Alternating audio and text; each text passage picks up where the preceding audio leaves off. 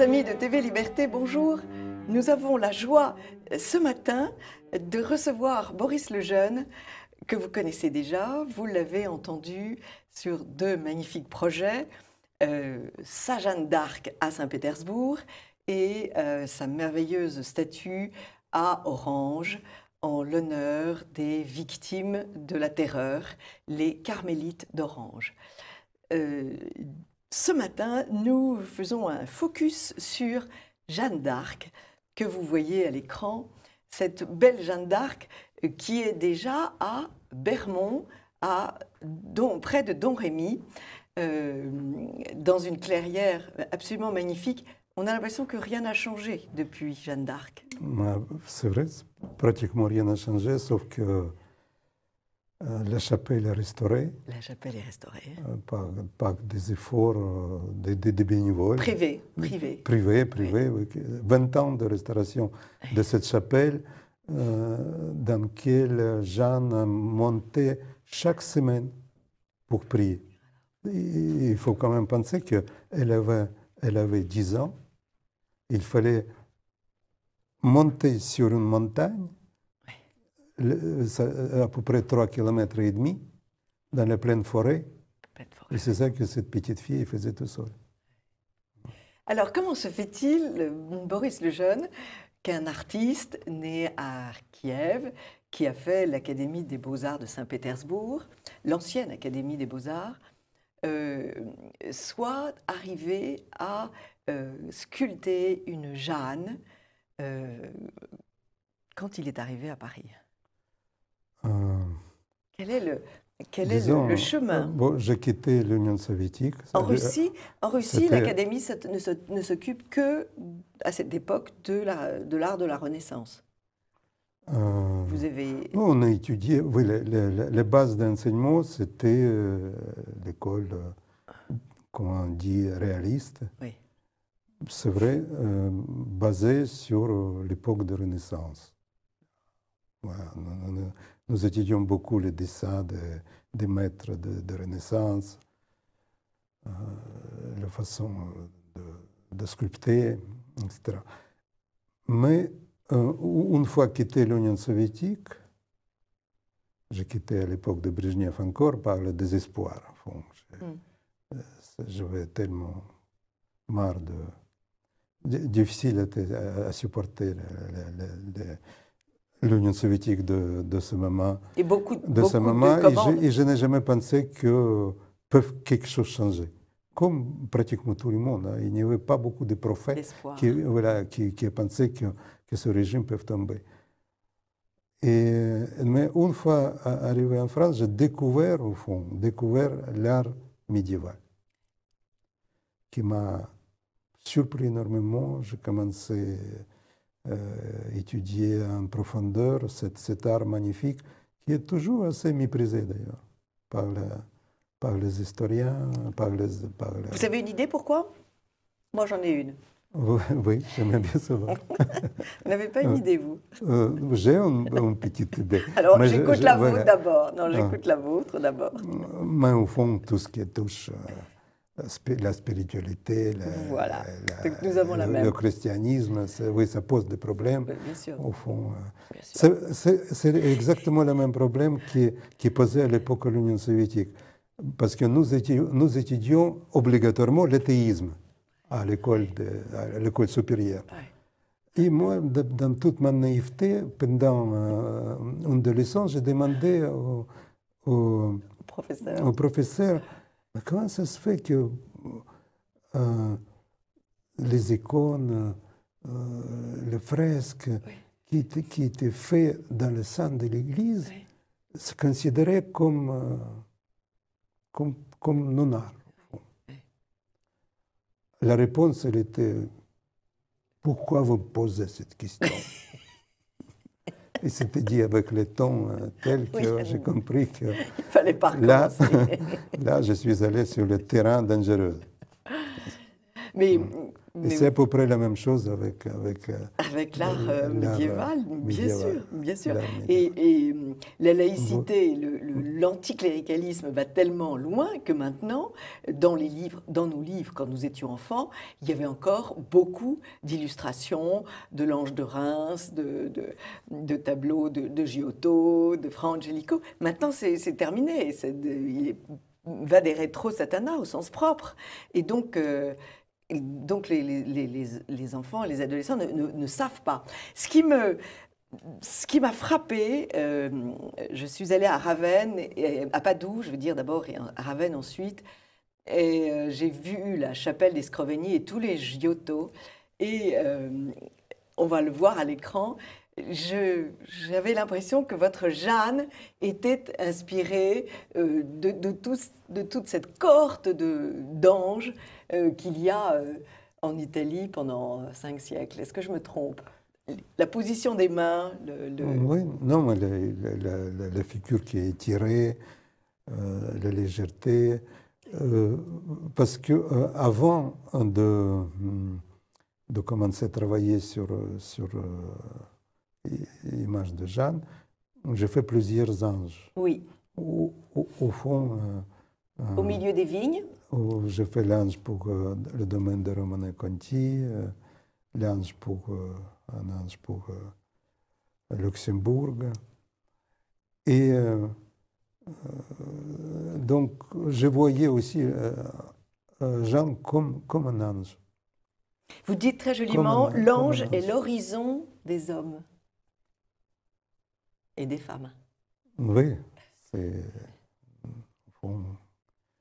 Et Jeanne, c'est l'intermédiaire. Oui, toute sa vie, elle était un ange, au fond. Elle est un ange. Oui. Elle était un ange par oui. sa pureté. Et elle était messager. Elle était messager. Là, c'est un messager. Comme les anges, absolument. Alors, pourquoi Sainte Jeanne en Russie? Sainte Jeanne est connue et aimée en Russie? Elle était toujours très aimée en Russie. Et il y a beaucoup de poèmes consacrés à Jeanne d'Arc dans la poésie russe. Il y a même le fameux compositeur Tchaïkovski, Piotr Tchaïkovski, qui a écrit un magnifique opéra sur Jeanne. Mais disons, en Russie, surtout, son image est attirée par son patriotisme et son mysticisme aussi.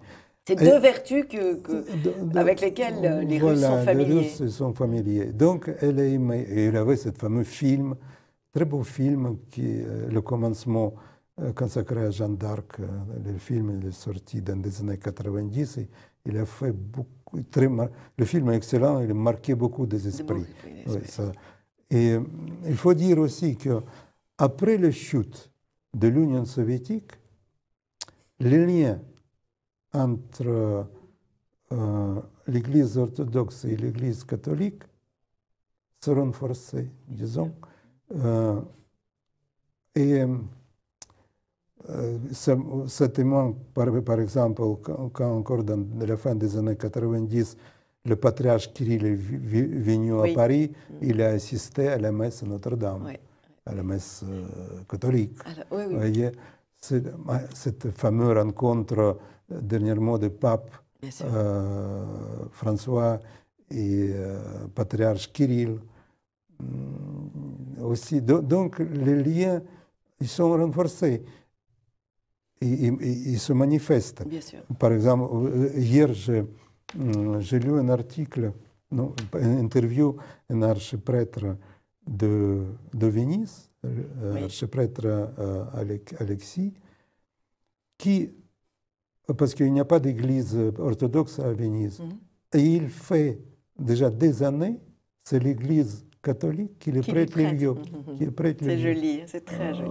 Donc, des événements comme ça. Et le Russe nous a donné un magnifique emplacement à Saint-Pétersbourg. Magnifique. Magnifique, parce que c'est là. Devant l'ancienne. Même, il y a les lois russe interdisant d'installer quoi que ce soit dans le centre historique de Saint-Pétersbourg, sauf la permission, sauf avec la permission personnelle du gouverneur de Saint-Pétersbourg.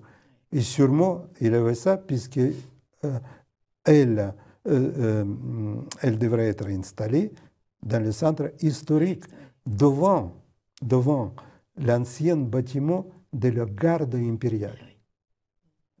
C'est-à-dire que c'était le régiment des gardes impériales qui habitait dans ce lieu.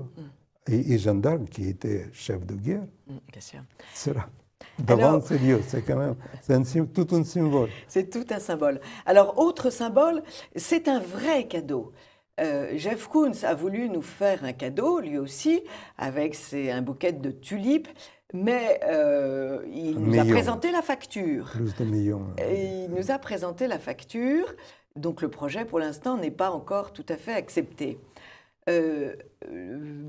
Vous-même, Boris Lejeune, et l'Association universelle des amis de Jeanne d'Arc, parce qu'il faut vraiment parler de cette association, qui est une très vieille association, qui est une association très dynamique, avec un bulletin magnifique. Cette très belle association donc, a décidé d'offrir, et offrir, c'est-à-dire Jeanne va arriver, j'ai envie de dire, toute casquée, toute casquée, sans bourse déliée pour les Russes. Et donc, il faut que la France, il faut que les Français participent à cet achat, participent à ces frais. Alors, ce qu'il y a de bien, c'est que sur ce socle de cette statue seront inscrits le nom des grands donateurs. Ça, c'est une belle idée. Oui, ça sera éternisé comme ça, mais tout le monde sera quelque part comment dire, remercié. Voilà. Il y aura des cartes postales signées, il y aura des affiches, suivant, si vous voulez, même l'impression de dessin ou les dessins. Voilà. Non, tout le monde sera remboursé pour cette aide précieuse, mais aide précieuse. Il faut penser quand même que la plus grande héroïne française, la fondatrice de la nation française, sera dans le plus grand pays, par le territoire du monde. Et ce sera la première fois dans l'histoire de la Russie qu'une statue de sainte catholique sera dans les rues de cette ville. D'ailleurs, les Russes, ils ont réfléchi mûrement. Ça a pris du temps avant qu'ils acceptent, qu'ils étudient tout. Et finalement, il faut dire l'Église orthodoxe est tout à fait pour ça, pour ce rapprochement, pour cette présence. C'est plutôt des libéraux, soi-disant, libéraux qui sont contre. Bien sûr. Qui sont contre. Bien sûr. D'ailleurs, la statue de Jeanne est depuis 1915 à New York. C'est ça qui est étonnant. C'est ça qui est étonnant. Alors, à New York, il y a tout. À New York, il y a tout. C'est ce que vous voulez. Alors, il faut dire aussi que ces dons seront bien sûr favorisés par le rescrit fiscal. On recevra des reçus fiscaux. Alors, évidemment, par les temps qui courent... Et plus il y a des dons comme ça, il y aura justement, c'est comme le peuple français qui offre. Oui. Parce que l'idée, c'est justement que...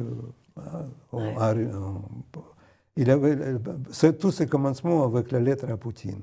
Dans sa lettre à Poutine, notre association écrit la raison de ces dons. C'est premièrement le remerciement de tout ce que les Russes font pour les chrétiens d'Orient, ce qu'ils ont fait. Parce que je pense que s'il n'y avait pas de soutien de la Russie, il n'y aurait pas une seule église chrétienne restée déjà en Moyen-Orient. En Orient. Et le lien historique de la culture française et de la culture russe, parce qu'il y a des lieux français à Saint-Pétersbourg, Bien sûr. où la présence, la présence française est très forte. Et ça sera encore un nouveau lieu, Jeanne d'Arc. Jeanne d'Arc. Alors, il y a un comité de... Et d'ailleurs, les Russes, il y a le projet aussi de renommer ce rue, ce place où est la Jeanne d'Arc, appelée la Place Jeanne d'Arc. Place Jeanne d'Arc. Il y a les projets comme ça. Chez eux. Alors, c'est un projet qui a rencontré l'enthousiasme de beaucoup de personnalités. Philippe de Villiers a beaucoup œuvré pour... C'est lui qui a signé la lettre avec le prince Six de Bourbon-Parme. Oui, parce que c'est lui qui a signé la lettre. C'est lui qui a vu votre statue en petit format. Non, il a vu la statue de Bermond.